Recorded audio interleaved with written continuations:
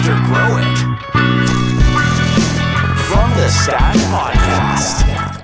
And a huge shout out to Chilled LED. These guys have got some of the greatest American-made products on the market today. Whether you're a commercial grower or a home grower, Chilled has got you covered. From big lights to little lights, you can even check out their ROI calculator. If you're one of the few people who have yet to switch from an HPS light to an LED, well, you can calculate your money and energy saved by switching to Chilled LED. But if you use promo code TheStash15, you're going to save a few dollars off at checkout and thank them for being a sponsor of today's video. Thank you, Chill LED. From the Stash Podcast, boys, we are back again. Back in the studio. Here we are. Welcome. Another week, Welcome. boys. Another week. Oh, What yeah. an awesome opportunity this is, boys. To be able to love it. sit, chill. In person. This is so cool, man. You guys are Way awesome. better, You guys way are better awesome. than the digital side, man. I feel like I get a little of you, but now being able to kick it and have like the in-between smoke sessions like this, Yep. Yeah. beautiful. Right? And not only that, it's like I can feel it from you guys. Feel Like it when in you're you. talking and when we laugh together. Yeah. You We're know? literally electrifying. Yeah. No, like awkward delays. There's no random mic Cutout. cutouts. Yep. Yep. It's better in person. It's Wait until better. somebody unmutes. Hope you guys are enjoying these in-person episodes because we want to bring more of these to you for sure. Yeah. But yeah, this episode we got a good topic going today. Before we reveal the topic, let's thank the sponsor, AC Infinity. So big thanks to AC Infinity. You can see them on the back banner right there. What do we have to say about AC Infinity? I mean, the amount of products that they have that are just high quality and really useful in the garden to automate your garden is just, it's extensive. They're adding products all the time. And I use just about everything AC Infinity in order to automate, from the controller to the inline fan, carbon filter ducting, tints they have so much stuff. Grinders. Auto watering system, which I'm sure we'll talk about here in this episode. But big shout out to AC Infinity. Use discount code TheStash15. That'll get you a discount off on checkout. So Hell yeah. what are we talking about today? DIY.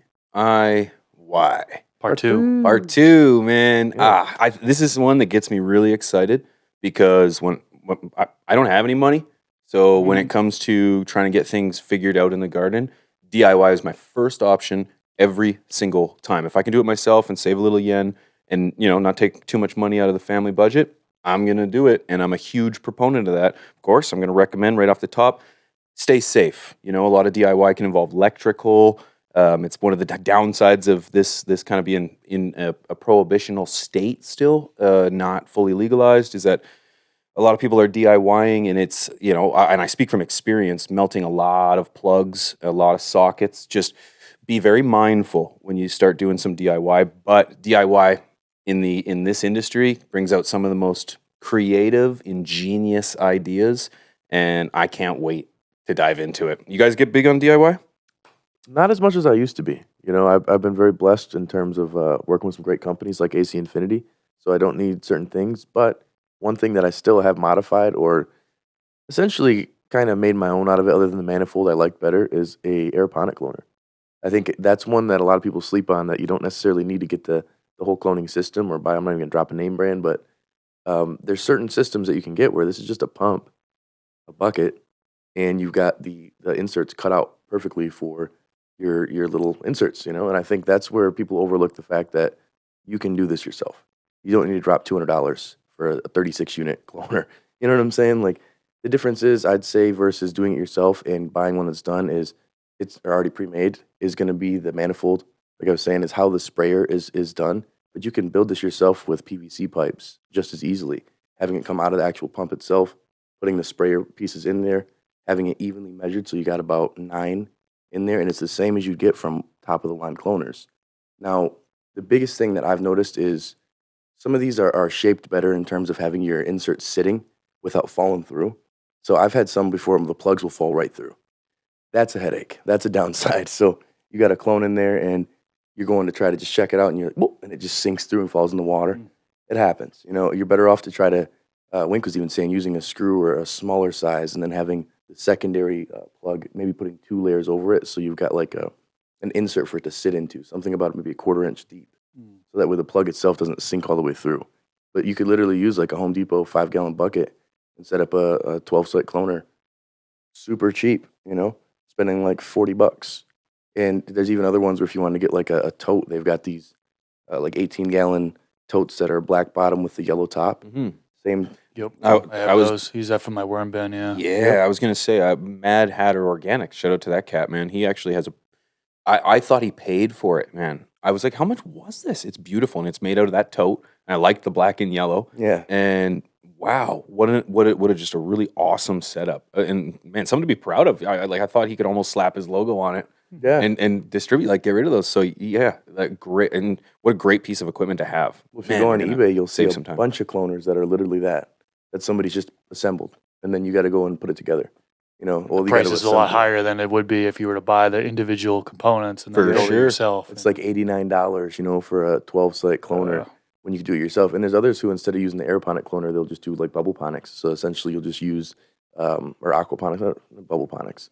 You're gonna have a bubbler. You just put air stones in there, and that works. You know, and there's machines that I think it's like the oxycloner, really, really quality one. It's tough to compete with those because of the proprietary way that they use these stones.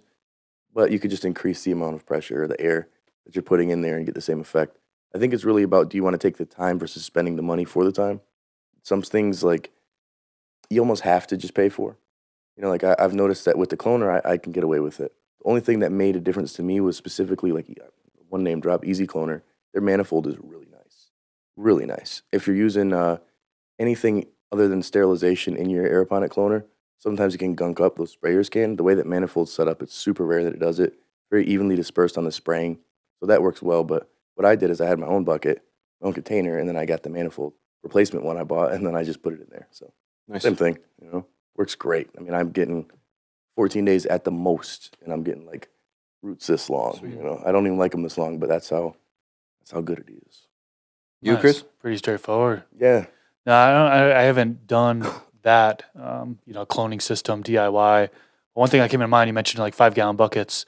Those these days, can't think of how many people have used them for just grow pots, right? DIY. I mean, they're like I think $3. I mean, inflation's hitting us hard these days, but $2 or $3 per bucket. Could be a little bit cheaper than plastic containers, right? If somebody's going after like a 7-gallon or a 10-gallon or something like that, instead of doing the 5-gallon buckets and just drilling the holes in the bottom for, the proper drainage. A lot of people are still doing that in order to try to save that money. So I figured I'd call that one out. And then as far as like soil, one thing to mention, a lot of people are, instead of going out and buying that bag soil, they are using the soil in their backyard, right? The native soil in their backyard. Although that's kind of tricky, and there's some people who are against that. You have to tune into my Garden Talk channel for that and see. There's some controversy behind there. But I mean, adding in aeration, I mean, it really depends on what soil is in your backyard. Some people just have clay, not going to get a lot of air in the root zone. But a lot of the soil in your backyard, you can rehab it, add in aeration, add in fertilizer, and be able to use that. And so you save that money on the bag soil, for example. So I figured I'd call that one out. Well, it's a good idea. Yeah, that's a damn good idea. It is a good idea, and I think there's some legitimacy to it because where this dirt or this soil, it's coming from somewhere. It's coming from some earth, from somewhere. So there's some legitimacy to it. Of course, there's a lot of variables in terms of what could go wrong, but I just think, if you were going ethically, I think shipping dirt across the globe is, sustainably difficult. I think it costs a lot of money. It's very wasteful to take Depleting dirt a lot of from one. resources in other areas. It takes it's Brutal. a huge depletion of You look resources. at like peat moss or what is the little clay pebbles that was really hot for hydroponics? That's it, Hydrogen? clay. Oh, hydrogen? Oh Yeah. yeah, That yeah. was Okay. another one too. What was it? People would say it was like Russian mines that were being exploded, like some crazy bro science stuff. But the if you can- sustainability of these things. But if you can use you your can like reuse. yeah. Yeah, and And- the diversity you're going to get out of the microbes in your native soil versus a bagged soil, or even if you're buying a micro product, you're limited in the diversity of microbes that are in that product versus your backyard. And actually, a lot of people now, instead of using a bottled micro product, they are going into their backyard and doing the IMO process, right? We talk a lot about natural farming these days, but they're actually getting microbes from their backyard and then bringing it to the indoor garden. Now, of course, you can bring in pathogens, right? You can bring in bad microbes as well, so that's always a risk. But again, the diversity that you're going to get in your backyard, getting microbes from your backyard and bringing it indoors are going to far outweigh what you'd get in any bottled product. For sure. And I wouldn't recommend, you have 15 plants, you're in the middle of a perpetual grow, and you just want to change things up. I probably wouldn't recommend just diving into your backyard and trying to just make it work. But if you wanted to do some testing, start off with a couple plants and see what happens, and then go from there. And I bet you could learn.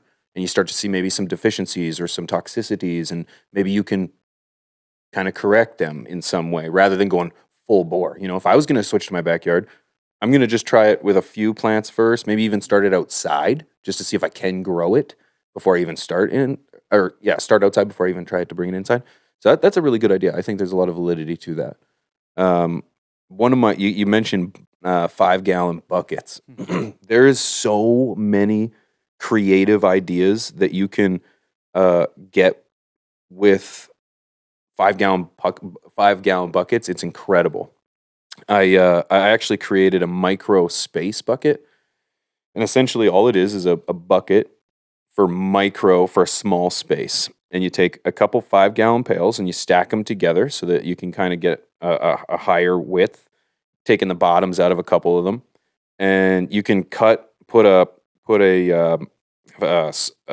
square in the side, put a little computer fan in there, drilled holes in the top. You put some CFL bulbs in there, and man, I strapped a timer onto the side. And that a few episodes ago, I was talking about one of my favorite harvests was a critical hog, and that actually started in a micro space bucket. And I had it on a 24-hour light cycle in the bucket, and started to flower it out. Of course, she grew out to be a beast, and I had to move it out of the space bucket.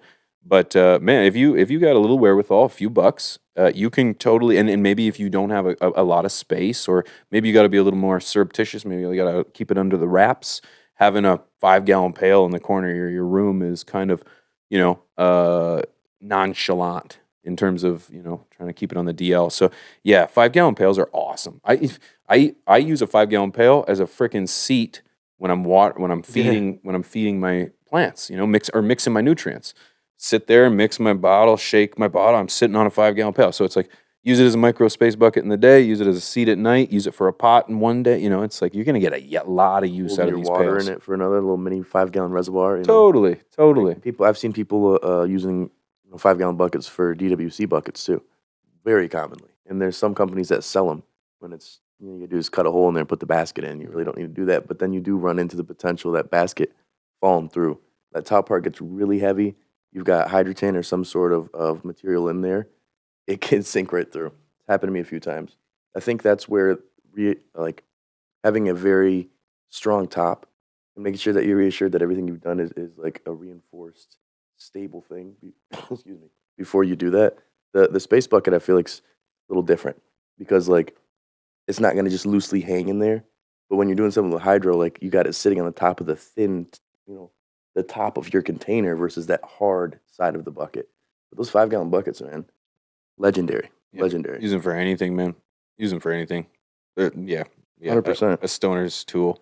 My biggest thing over the years, I feel like that I've learned with those buckets is if you don't thoroughly clean them when you're using them for stuff, they can hold some residual nasties.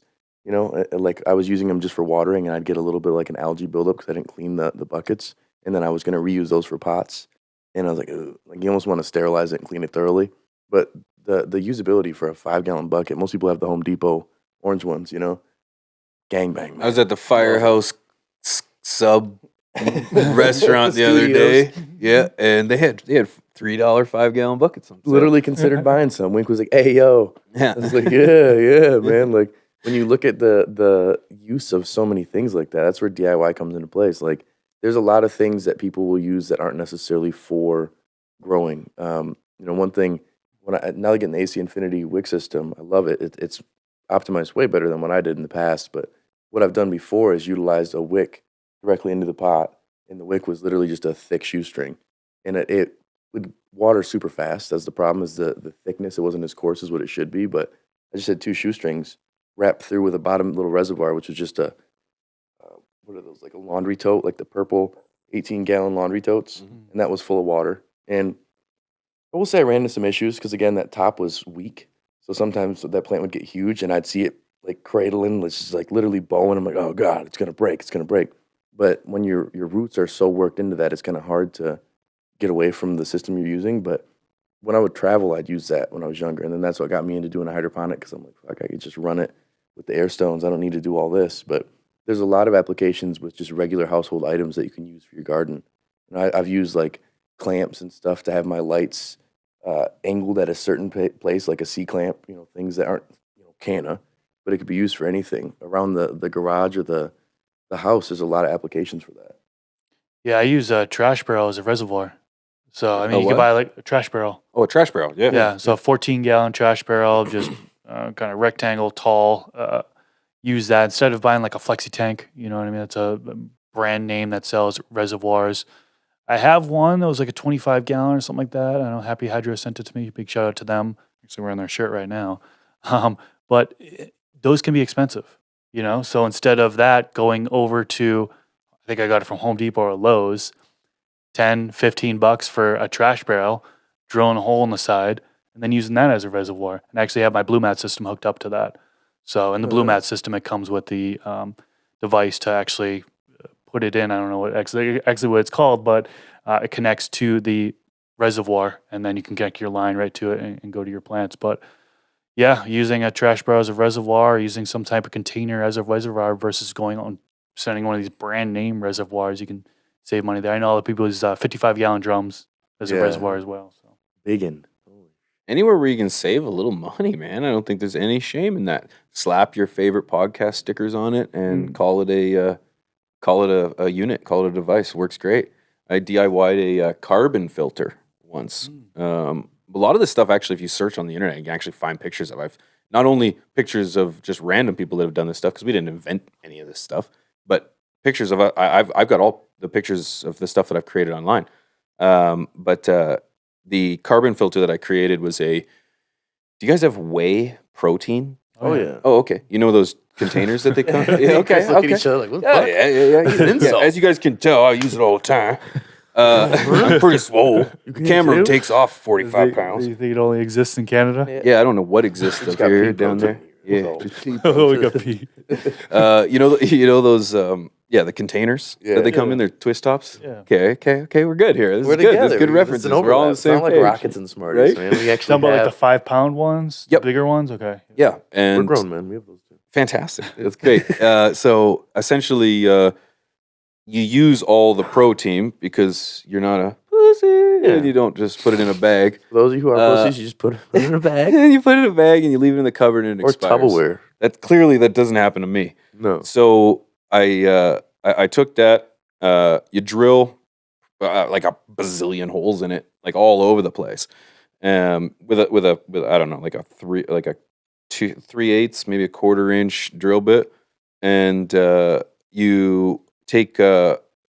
Actually, you don't take your wife's pantyhose. You actually buy a fresh pair of pantyhose from the store. That's the Especially best way to do fellas. it. So she always has Let's go buy a full some. set. I didn't learn that the hard way. So needless to say, you take a pantyhose and that's a funny word. Yeah. Anyways, you pantyhose. wrap the outside of it and then you fill it with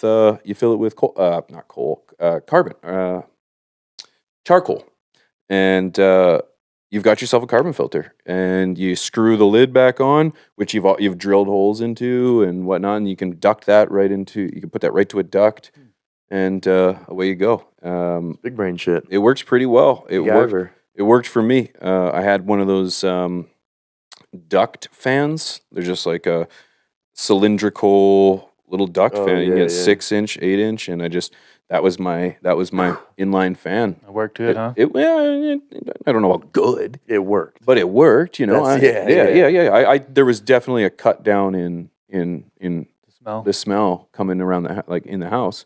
And in a pinch, like carbon filters can be pretty pricey no matter what, and not everybody has the extra funds, especially with the price of genetics these days, That's something that you definitely need to take into consideration, because I don't want to have to spend too much money in the wrong area. I'm already trying to justify, as many of us, to our spouse that I'm not going to spend the whole family income on my projects, you know. So, But you should. yeah, but you should. Yeah, but you should. Yeah. So, yeah, DIY carbon filter. Yeah. Yeah, I haven't been running a carbon filter because I don't really need to hide the Don't smell anymore. Yeah. But it reminds me of using, I had issues with pests, particularly fungus gnats. And you guys have seen my setup. So I have the ducting coming out of the grow tent. It actually goes up to my attic and then I have ventilation in the attic. But I was having an issue with fungus gnats in my tent. And I was even, taking the whole plants out, doing what I need to do to the tent, bringing fresh soil back in. All of a sudden, there's still fungus gnats happening. And one thing I realized is that I just had the ducting up top, and I have a feeling, I can't say for sure, but I have a feeling that potentially they were coming up from my attic and coming down through the ducting. I was using pantyhose at the end of the filter. ducting, as kind of just to trap. block off that area, so they're not able to come back into that or go up into the attic. So yeah, that just made me think of that one. Yeah, it would make me think too. You after a few, you might want to make sure it stays clean. Yeah, After a few months, I'd imagine there'd be a little bit of buildup, and it would just restrict airflow. Yeah, and That's with any filter. Yeah, and some people use that same thing where they put the pantyhose over the ducting. For the folks that have a grow tent in their room, in their lung room, for example, and their lung room isn't dark at all times, instead of having the rectangle vents, can't speak. That's okay. I was like, rectal, the rectal vents, rectangle vents on the sides. Instead of having that open at all times and having that light escape in during the dark period, keeping those closed, but using the ventilation sock on the side where you have your 6-inch ducting or 4-inch ducting or whatever come out and loop around, so that way light isn't coming in, but also having the pantyhose on the end of that ducting, so that way nothing is getting, no hair, debris, pests, anything like that is getting into your tent that way. Smart. That is smart. very smart. Yeah. Yeah, I'm stuck on the 6-inch rectal fan. Rectangle opening. Rectangular. Yeah. That's where taking things that aren't necessarily meant for this space or this application and utilizing them works really well. Yeah. Yeah. And well, I was gonna say, I remember I was trying to do my DIY T-shirt printing back when I was doing music stuff, and I had a speedball screen, like a little screen. You know what I'm saying? It was like 110 micron, I believe. And it was only once I started learning about micron, trying to make bubble hash. It was 120. Can't remember, but it was right in one of the bags that I just purchased for bubble hash. I was like, what the hell? How? What? Same material?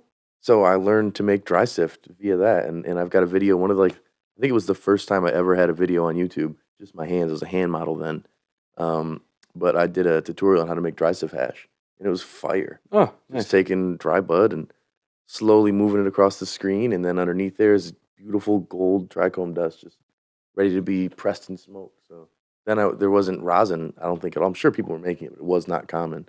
So I just took it into parchment paper, put finger pressure on there, and turn it into a nice little clump of hash. And that was my favorite way to smoke for the longest time. But it was all with a speedball screen for T-shirt printing. Man, and that only cost me like $20. That's versus great. An actual big hash shift screen that'd be $150 for a little stack. It's that stoner ingenuity, man. Yeah, and it just kind of brought that into my head, man. DIY the hair straightener for hash, man. Yeah. Have you ever done that? Where you like, Oh, you yeah. have to yeah. And man, I refer to that as the rosin stomp because it's a lot easier to put on the ground. You just stomp on that thing rather than that's a good one too. That used to be the way. The things for you people to come up make with, hash. man. The things you come up with just to get things through, yeah. Right. Yeah. Yep. The one that comes to mind that a lot of people doing these days, going back to natural farming, is FPJ and FFJ. It's not something I haven't had a chance to try out, but imagine being able to just get plants from your backyard or even plants indoors that you no longer need, like the leaf material or anything like that, and turning it into a fermented plant juice or fermented fruit juice. We were talking about this. We were talking about this the other day. I thought you were drinking it, but this was to feed your plants. Yeah, right. Yeah, I it's a remember nutrient. So a lot of people use the fermented plant juice as like a veg for veg stage, fermented fruit juice for the flowering stage. They don't even buy fertilizer anymore. It's just natural farming technique. I know people use their weeds in their backyard, for example. Well, actually, another thing that people either compost that and use that compost as nutrients, right? Again, getting away from the fertilizer. So yeah, FPJ, FFJ is something I'm definitely going to be trying out this year for sure. And trying to reduce the amount of money I spend on fertilizer because that can add up as well. Yep, that's great. And that actually kind of reminds me again that, DIY isn't always like equipment. You could DIY your IPM, man. I, for example, I guess you could buy a Dr. Zymes, or you could buy a Mammoth. I know Mammoth has Can some. control. Yeah, but I actually use just rosemary oil, peppermint oil, and neem oil. And if you've got like maybe like a like thrips in particular, I can think of, you can use like a glass jar with saran wrap poked with holes with apple cider vinegar in there, and it attracts the thrips and keeps them away from your plants. Great way to save a few bucks. It's a lot more affordable. I know essential oils are kind of like getting hyped up these days a lot, but What is it called? Like not wives' tales. What is this shit? What is Old like wives' tale? No, but like old like stuff that like people would be like, oh, just do a drop of lemon behind your ear and it'll give you no headaches. Like things like that. But like that, and some of them end up having science behind it. What is that called? Like something secrets, like wife's secrets or something. I think you had old wives' tales. I think that was Old Is that what it is? I think that's what it is. I know what you're going at, but I'm having a brain freeze here. There's Yeah. a lot of stuff like that for the garden that now is starting to match up with science. Chad, do you know what word we're trying to think of right Yeah, now? right. Why is that word not coming ahead? That's what is it? Yeah. Drop that in the comments section. I can't remember what it is, but with now Home remedy. home remedies. There we I'll go. say home That's remedies. Home yeah. remedies. Yeah. So a lot yeah, of home yeah. remedies can be utilized in the garden. Just because it doesn't say canna, just because it doesn't have a leaf on the product, doesn't mean that it's not top tier performance for what you need. That's a prime example for IPM. We've gone over that in the IPM video, and I think that's a DIY thing. I don't think people realize, like, well, you're just using natural stuff. It's like, yeah, But I'm not buying versus it a from someone. bottle. I'm not Yeah, paying exactly. someone else to do it for me. Yep. Yeah, I'm doing it myself. Yeah, I think that's fair. And if you can utilize these to save a few, I'm doing it currently. This is the IPM that I use actively. So I think that I think if you can get away with it, it's a great idea. We kind of went to IPMs and nutrients and stuff, but for the organic situation as well, there's a lot. Like I consider organic in its own right, almost like DIY. a DIY. I feel like big shout out to Jeremy from Build a Soil. Other than if you're buying like a pre-done, like I have, like that takes away the DIY. That It's takes no away longer the DIY. You no That's right. longer are sourcing each individual piece and putting it together to make your own thing. Right, you're not taking the eggshells. You're not taking your banana peels or your compost, And or making a compost in your making some backyard. teas. Yeah. And that nothing wrong with that. I'm just saying, like, you literally can completely DIY, just like with the fermented fruit juice. Like you made that. You did all the work to source this and to create this. Shout out to our guy Potent Ponics, using fish to fish emulsion. I think if I got this correctly, he's in Thailand. This man's doing some crazy stuff with fish and nutrients. Oh, he does aquaponics. He's a wizard, incredible. man. He's a wizard, and So this is again great examples. Doing it yourself, using the elements around you, using your environment, and capitalizing on it. There's a lot of legitimacy to it, and there's a lot of things where I feel like you don't have to buy the product. You should be finding an alternative way. And we kind of touched on that in regards to soil, shipping it and stuff like that. There's a lot of stuff locally that you can utilize to do it yourself to save a lot of money. Absolutely. Am I that stoned? Did I say aquaponic cloner earlier or did I say aeroponic cloner? Aquaponic. I am. Did you say I meant to say aquaponic? aeroponic just so we can have that. In between filming, I smoke. Yeah. We're Lots gonna of put points. an Fumbled my words we're on gonna this put an episode edit too, over so. it where it's like, this is where you're gonna get an aeroponic. Yeah. Aeroponic cloner. Yeah. Didn't mean aquaponics. Totally different. But that's another prime example too. There's a lot of growing methods that are DIY. With KNF, Korean Natural Farming, with all these things, like, you got to put some things together to make it happen. Got to source these things. That's DIY. That's DIY, And I've done things where I'm using, I guess you could almost say that where I'm sourcing the nutrients. I'm buying the bottles. I'm putting it here. But when you're literally taking a natural thing or something that isn't meant for that, and then you're making it happen yourself versus somebody who's refined it and synthesized it to a better point, I feel like that's where you're DIYing it. And it's such a beautiful thing too, because that feeling, I can only imagine, again, if I was a complete DIY, especially outdoor sun, everything, of where you've got, that first harvest, you're like, man, I did this. this was mine. You're like, literally every portion of this. I've seen guys make DIY You know? greenhouses out of Yeah. PVC pipe and like like that plastic poly stuff. Like I that's made my pretty soil, I sweet. made my pot, I made my plant. Like I made these genetics. Yeah, reliant on no You know? one. Only thing I'm relying on is nature. Hey, the you know, sun. Like, there's that's full sustainability. There's a large portion of the Regenerative. population that suggests that we are kind of, as a society, we are kind of headed down a place. When we're kind of messing with Russia and stuff, that there could be a future where we don't have UFOs, access to, UAPs. maybe an electric grid, for example. It's a very not susceptible. It's a very vulnerable system. Our grid is very vulnerable. So there could be a time where DIY could be our only option. You know, so these are That'd be wild. really The things Mad to take Max into times of consideration. growing bud. Right? I'll be out there and everybody's fighting and we're like, I have the last nutrient that I made. We have to get to him. He's the guru of He's growing. got the nutrients. You man. gotta get to Mr. Grow It. He has the fruit juice. fruit juice. You know, there's I more don't and more drink it. things. I don't know, like you said that you did with the kind of circling back to the 5-gallon buckets, like a DIY air conditioning unit. Something we may have talked about in the past, but still, I'm seeing more and more use. I talked about it last night very briefly when we were a little buzzed, and I mentioned that during an episode, and then I talked about it during our live stream. Somebody DM'd me. They use frozen towels instead of ice because ice melts, Oh, and they just freeze wet towels and they put them in a bucket, and then they have a fan that's blowing. I'm like, oh shit, that's a great idea. And you don't have to deal with all that water afterwards. because that's what I'd have to Well, there dump would all s- this water. There would still be water. Still be But water, nowhere right? near like a big thing of ice. Like I would fill the entire 5-gallon thing full of ice. I'd go buy a bunch of bags of ice in the super hot summer when I was like, if I run any more air conditioning, my electricity is gonna shut down. I was like, so I gotta DIY something, man. And a fan is all I can do, so I'm gonna put this in front of the fan, and I'd see it drop like 5-degree temperature, easily, if not more. But then I'd also have, a 5-gallon bucket of water I'd have to drop in the morning because it all melted. Versus this would just be a little bit of water in the bottom of the bucket that sometimes is sponged up by those towels that are sitting there. It's not like it's gonna. I mean, think about it. A wet towel that's frozen is not gonna all of a sudden perspirate and have all that water just leak out of the towel, and the towel can't rehydrate. So those towels aren't gonna create a whole bunch of water. So using the frozen towel method Depends how is many like- towels you put in there.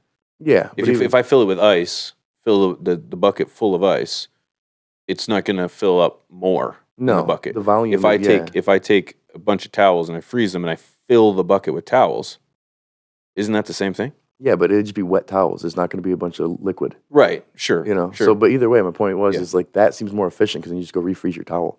sure. You know what Yeah, I'm saying? Like yeah. you're not gonna refreeze Yeah. a big 5-gallon bucket of water Right. versus individual pieces of ice. I'm like, oh damn, it's more and more of those things that like you can add another layer to that DIY. Cause you'd be like, oh, here's what I would do. Here, the way I think is doing this, or this. Green Goblin's a prime example where he's got lights that I'm like, the hell is that thing? You dealing with that? Yeah. Yeah. What the hell is that? But he's like modified an older light to run more efficiently by adding a new driver to it. And I'm like, You can even go a step further and look at like one of the pioneers of content creation, a guy like Grow Mouse.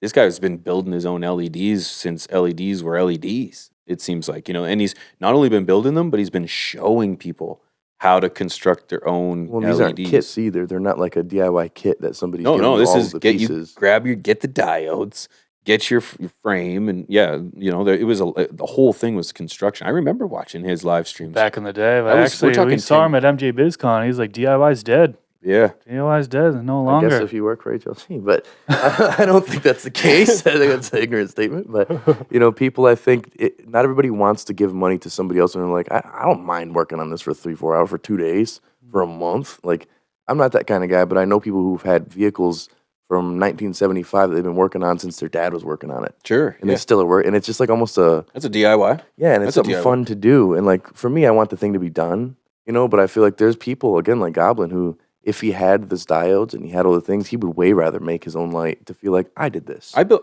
my I own. made I built this. my own light, and it wasn't You know? LEDs. I took.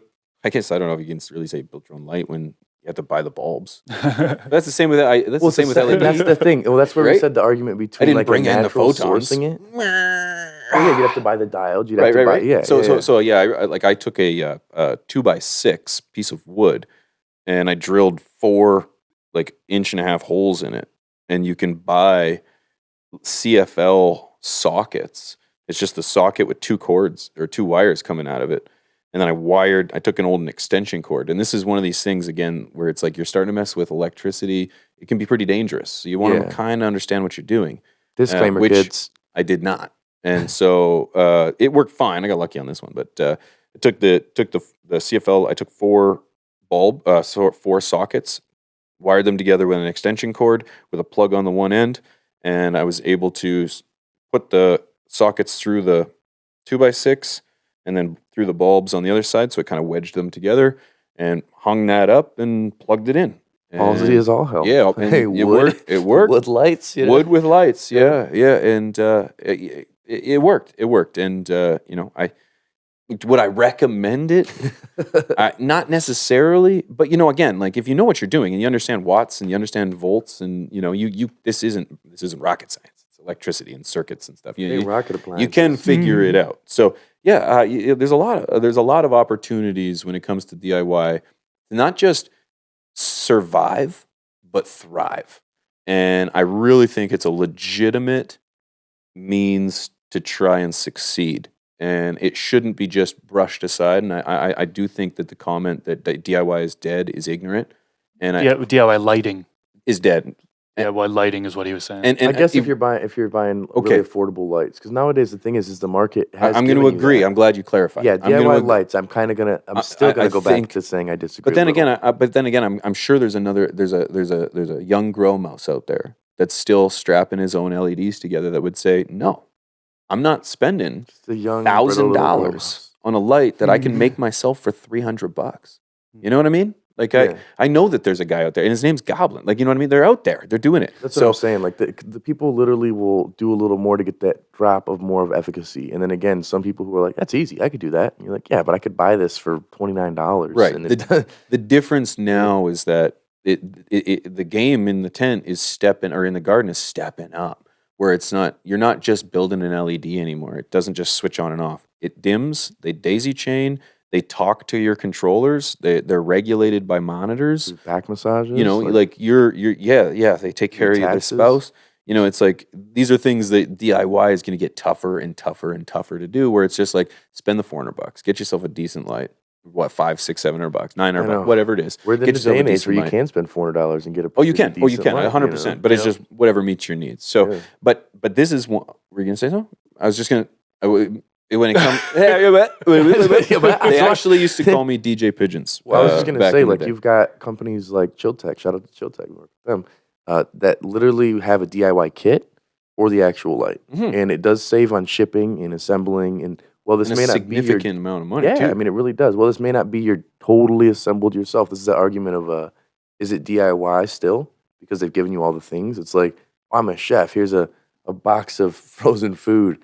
Then I'm going to just put this, and this, and warm it. And all I got to do is just add chicken. Does that make you a chef? Or is it DIY because you already have the kit? I think there's that splitting hairs. But at the same time, if you're willing to save a little bit of money to get more bang for your buck, that's DIY. There's ways that you can make this application work for this plant versus just buying more, spending more money on something that's already prefabbed. Yeah, I mean, a good example of that would be my DIY worm bin. I was going to spend $100 on a worm bin. They have some really nice worm bins, and I know some people will spend the money just so they don't have to build it, right, for convenience purposes, which I understand. But they have those like 3 tiers, 3, 4 tiers, 5-tier worm bins, really nice, $100, around $100 for it. And I came close to just, saying whatever, I'm going to spend it. And I was like, nope, you know what, I'm going to buy it. And all you have to do is search on YouTube, and you can find so many DIY worm bins, and there are so many different types out there, so many different ways to build them, so on and so forth. So I spent the time researching, several hours, kind of looking through different people's videos and seeing how they created their worm bin. And I went and I did my own. And, we talked about those black and yellow containers, right? So I think they're 24-gallon rectal containers, rectangle containers, and they have like taking note. Rectal. They have the yellow tops, right? I think they're 24 gallons is what they are. I bought 2 of them, and you basically just stack one into the other, and I'll tell you why in a minute here. But basically, you take the first one and you drill holes in the bottom of them, right, all along the bottom. You buy a screen. I bought a screen, like a window screen, for example, and laid that on the bottom. Then you would add in you mix half cocoa, half like paper shreddings, or some people use cardboard. And that's kind of like the starting material that a lot of people use, and they'll add in the greens and so on and so forth. But just try to envision this is that container with a bunch of holes in the bottom with the screen on the bottom, then the cocoa and the paper shavings. And on the top of that bin, not on the actual, like the yellow top, but on the side of the container towards the top, drilling holes all around that edge there. And that's for aeration purposes, right? The worms, they need that oxygen in there as well. So that's your first bin. Your second bin is just going to sit, like your first bin that you just created is just going to sit in that second bin. And the reason why is because you're going to have some of the liquid come out. And it's going to drain down to the bottom. Yeah, liquid gold there. Some people use that, as a worm tea, really. Dilute it down and feed it to your plants. 100%. Or feed it to your soil, as you Or can feed say. it to Or drink yourself. No, disclaimer. Jokes. Don't drink it. Jokes. But yeah, DIY worm bin. I mean, I saved so much money just doing that, buying those 2 containers, drilling the holes myself, the screen, and then adding in the cocoa, paper shreddings, and then the greens. I mean, I'm sure we could do a whole episode on composting and stuff like that. 100%. Absolutely. But that's saved a bunch of money DIY, I making made your the own container there. exact same thing. I made the exact same one. And the problem is I live in Canada, and I didn't totally understand that it should be out. Well, it should be outside. And I have it in my garage. I for your tried. climate too, I think you probably want it more controlled in a space. Versus I just tried to being out keep. in Well, nature. I tried to keep it outside, but of course, as soon as the winter hit, I was kind of concerned that they were going to freeze. Frozen. So I brought them That's in. what I'm saying. I brought them inside, and I had such an issue with like the little red bugs. Like it got so out of control. I was like, I can't have this in the house anymore. I had to take it out. Well, if you have too much moisture in there. Yeah, it was bad. it's gonna Like be you bad. you got to do some homework. It's not just as easy Not to as set it and Oh, forget no. it. just set it yeah. and forget it. Yeah. But man, such a great piece of equipment. Like it that can be utilized. Again, massive gains in your garden for something as easy as 2 totes, Yep. some worms, some red wigglers. Yep. Where'd you get yours? I got mine from what? Totes from Uncle goats. Jim's. Yeah. is Yeah, where Uncle I Jim's, that's get it where I got from. mine Yeah. See, and that's the thing is too is to make a sustainable garden, you do have to have a little bit of DIY. Otherwise, it's always paying for it and always relying on the availability. As much as I love AC Infinity, amazing company, we push their products so damn much that rarely do they have everything in stock. So thank God they don't currently. I feel like it's always around the corner. Anything I say, well, they don't have this, and all of a sudden 2 months later, a month later, it's released. But currently, they don't have like nutrients or soil or anything like that. The demand is so high. Build a soil runs out of things here and there. Not often, but unless you can do 100% DIY, KISS sustainability, goodbye. Those are also bars. But I really think that when you're dealing with the do-it-yourself side of things, it's more than just saving money. It's creating something to your specs, to your needs, and to exactly what you want, and tweaking it to fit for you. Because not everything works exactly for your setup. So I think that even in terms of multiple stacks for the worm bin there, maybe a larger one wouldn't have made sense for you. Like, hey, I only need this setup here. I don't need this massive unit, Same with a cloner. I don't necessarily need to get the full-size easy cloner. I don't necessarily need to have 36 clones at each time. Maybe just do 12. But sometimes those options aren't available. Maybe I want 14. Not available. 2 extras from my 12 count. It just really is. That's the beauty of growing and of anything in life. You can do it yourself. You can modify it. You just got to have a little bit of knowledge, Well said. And we have a whole different episode. I'm sorry to cut you off there. Please do. We have a whole other episode on DIY. We did a part 1 talking about growing DIY. We also did a DIY consumption, like smoking accessory type video, which was that was a fun one to record because flashbacks to a lot of memory, bottle bongs and all that stuff. But definitely check that out on the channel. And we want to know in the comment section, what DIY things do you do in your garden? Or you can even be on the smoking side of things, Have you created any MacGyver type smoking bongs or whatever? Let us know down in the comment section. Yeah, and I'm really excited because I want to hear some crazy ones. 'Cause I got a feeling people have created everything. Oh, stuff that I'm going to probably everything. implement. Yeah, That's happened right. a lot of times. That's the beauty of this community is not everybody has to be on the audio and visual side. They can be in the comments, and as long as they're giving good, insightful information, somebody's reading that. May not even hit the like button or comment, but it changed their entire gardening experience. Yeah, and you can. Communication is key in this space. Yeah, and you can also enjoy the communication over on twitch.tv/fromthestash. We actually record every Thursday, 1 Central, 2 Eastern, 11 Pacific. We have a conversation about anything. You'll see stuff that you can't see over here. And I think you'll really enjoy it. You can also go visit fromthestash.com and go see stuff you can't see anywhere. You got articles and tons of information that you'll see. And you go to fromthestash.com/merch and check out all the latest merch that we've got over there as well. Wow, what a great episode. I got more, man. So I think it's fair that we could probably do another DIY happy. Yeah. So, and plus you guys are going to fill us in the comments too. So huge shout out to AC Infinity for helping making this possible. You don't forget, use From the Stash or use the Stash 15 over on acinfinity.com. Help show support to the show and show them that we really appreciate them supporting us as well. Well, for myself, Rob, Mr. Growit, Pigeons 420, and Wink on the ones and twos is From the Stash. We'll see you guys next time. Peace.